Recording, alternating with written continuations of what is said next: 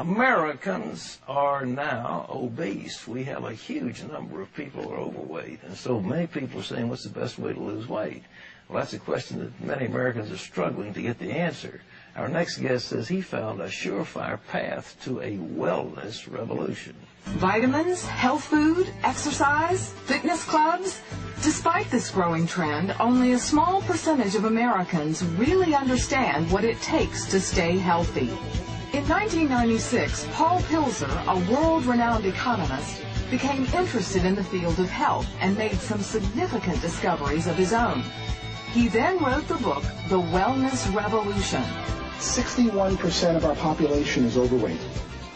And worse than that, 27% is clinically obese.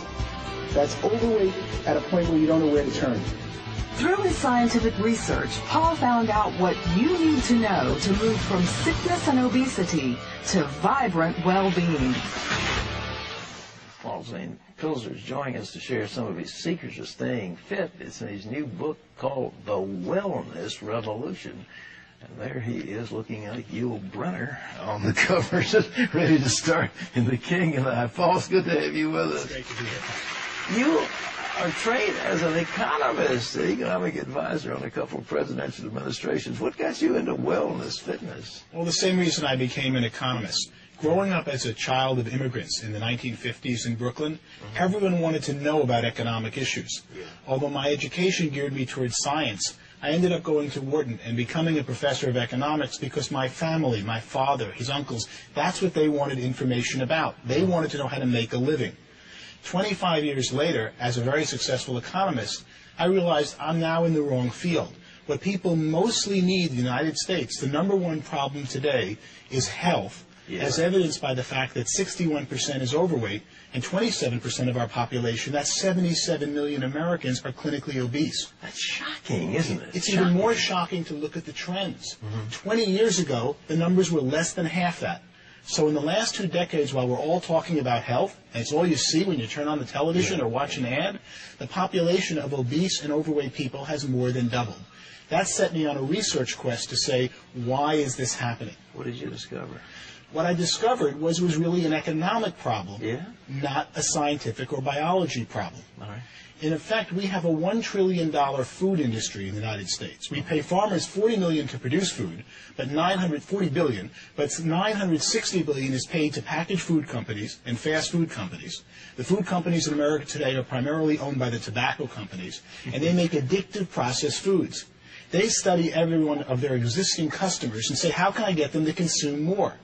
The fast food restaurants know that if you're overweight, you consume 50% more at the cash register and only take up roughly the same amount of space. If you're overweight, you consume 50% more. You buy Absolutely. We see it by portions of what people eat. So they study American consumers like rats in a laboratory. You have a favorite Christian singer, and all of a sudden you feel good about a certain addictive fast food. Guess who sang the commercial that's in the back of your mind when you go to buy it at the checkout counter? They study Americans like rats to increase consumption of their food products, and in doing so, have more than doubled obesity and overweight in the United States. This is unbelievable, because we have a health problem that's crowding $1.5 trillion. It's run away, and obesity is one of the major causative factors: heart disease, high blood pressure, so on. Everything. And really, most of our medical problems today that are non-pediatric or non-geriatric stem from being overweight and obese. So as I studied it, I realized that the answer was an economic problem had caused being overweight and obese.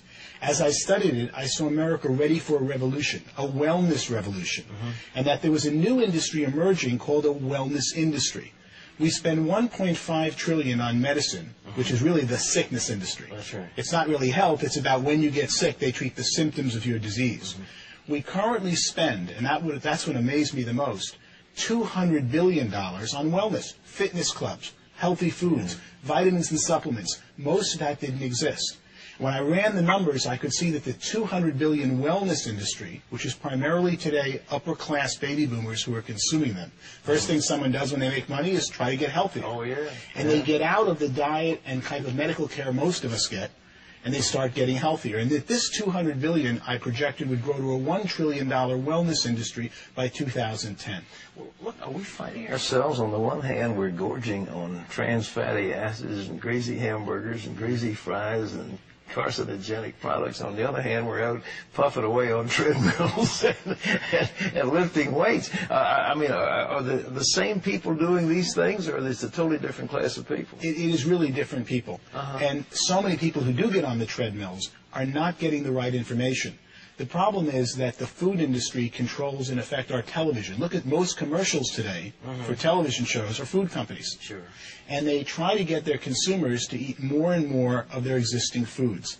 As the food industry focuses on those who are overweight, they make them more and more overweight. And then when someone says, I want to lose weight, I want to get healthy, they get misinformation out there because they've got this industry that controls our media that is constantly saying, how do I get you to eat more food? What should people do to lose weight? What are the tips? Well, I didn't write a book to come up with tips, but I came up with quite a few in doing my research. All right. The main one is really timing. From the time you're hungry, if you start eating food, your stomach doesn't tell your brain that you've now sated and had enough food until 15 minutes have passed. So you can see why fast food restaurants are so deadly, because you go in there hungry and you keep eating and eating and eating in less than 15 minutes, but it isn't until 15 minutes that your body knows you've had enough. When we used to eat with Grandma and they took time between each course, you naturally controlled the amount you eat because it took 15 minutes between courses, and that told your body to stop eating.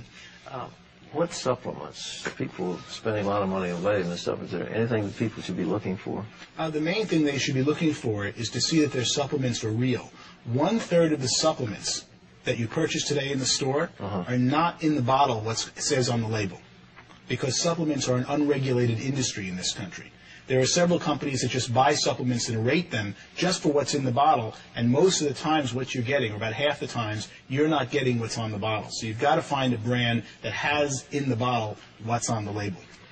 The wellness revolution, how to make a fortune in the next trillion-dollar industry. Where do people make money in this thing? Well, that's what I started to discover. I could see that there were 15 million Americans of 300 million were getting healthier as they aged. You're a great example about that, especially when we see you on television. As you get older, you're stronger, you're better fit. What's going on? It's people who have time to focus on it are seeking out the right products and services to make them healthy. And that's when I could see an emerging $1 trillion wellness industry. One of the most surprising parts of my research was to find that it already reached $200 billion. But if you think of what you now spend on supplements, on fitness, on weight training, and time and money that you never dreamed you even needed 20 years ago. That's exactly right. You are a very typical consumer of this upper crust that's becoming and will become the entire nation, I believe, as this new wellness industry emerges.